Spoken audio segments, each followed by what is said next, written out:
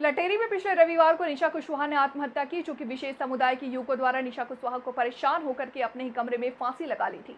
परिजन लटेरी के सिरोंज चौराहे पर चक्का जाम किया गया था, जिसको लेकर आज रिंकी रघुवंशी निशा कुशवाहा के परिजनों से मिलने पहुंची और परिजनों से मिलकर के उनका आश्वासन दिया कि हम आपके साथ हैं, आपको डरने की आवश्यकता नहीं है, हम न्याय दिलाएंगे, जो दोषी हैं उनसे कड़ी से कड़ी उन्हें सजा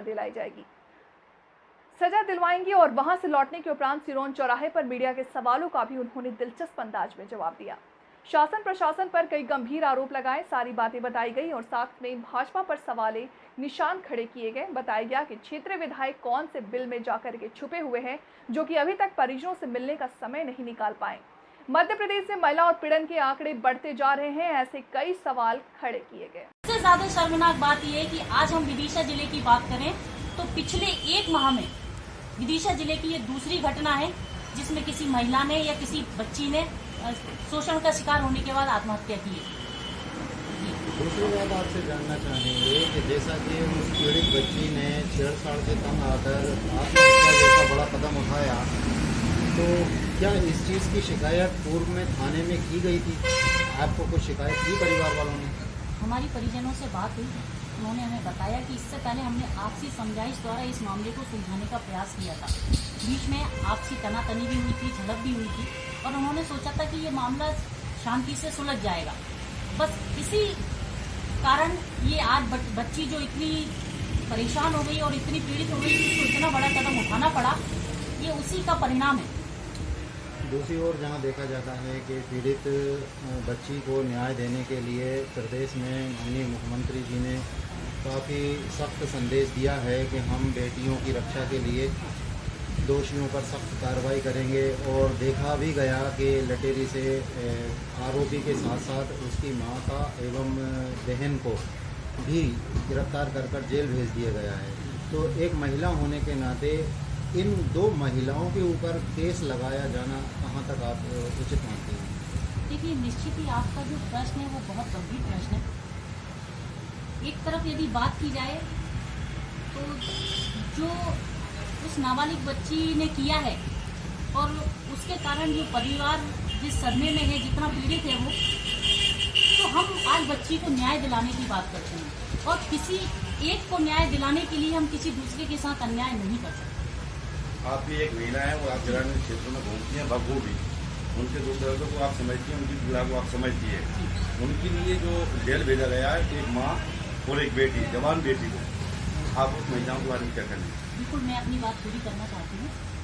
अपराधी की कोई ना ही तो जाति होती है और ना ही धर्म होता। अपराधी अपराधी होता है और अपराधी से कभी उसका परिवार नहीं कहता कि अपराध किया जाए। एक अपराधी के लिए उसके पूरे परिवार को सजा देना वास्तव में बहुत गलत है।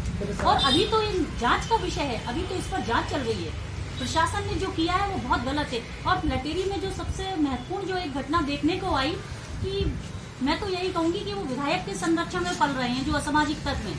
तो ये उनको किसने अधिकार दिया कि वो किसी भी परिवार के साथ या किसी भी व्यक्ति के ये पुष्टि कैसे कर सकते हैं ये अपराधी है या नहीं? ये पुष्टि करना प्रशासन का काम है और चूंकि प्रशासन अपनी कार्रवाई कर रहा था, उनको किसने अधिकार दिया तोड़फोड़ करने का?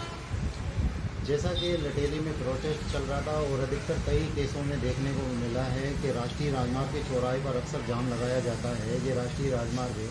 इस प्रकार प्रोटेस्ट करने के आप पक्ष में कहाँ तक हैं? देखिए, ये जो प्रोटेस्ट करने वाली बात है ये हमारी संस्कृति नहीं है। हम जहां हमको लगता है कि जरूरी है अपनी बात रखना वहीं रखते हैं। ये संस्कृति तो भारतीय जनता पार्टी की है और विशेषकर सिरोंज के भारतीय जनता पार्टी के विधायक की है। उनके लिए हर घटना को एक सामाजिक रंग देना, उसको एक धार्मिक रंग देना उनकी नियति में शामिल हो चुका है और ये एक बहुत महत्वपूर्ण गंभीर विषय है। आप लोग भी इस पर सोचिए कि इतनी बड़ी घटना लटेरी में हो गई है और 3 दिन से आखिर विधायक कहाँ हैं?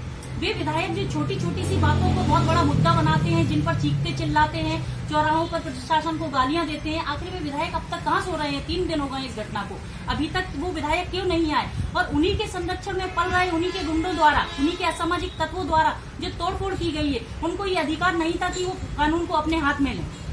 जैसा कि आपने कहा कि विधायक अभी तक नहीं आए हैं, ये आपका विपक्ष में होने के नाते एक स्टंट हो सकता है।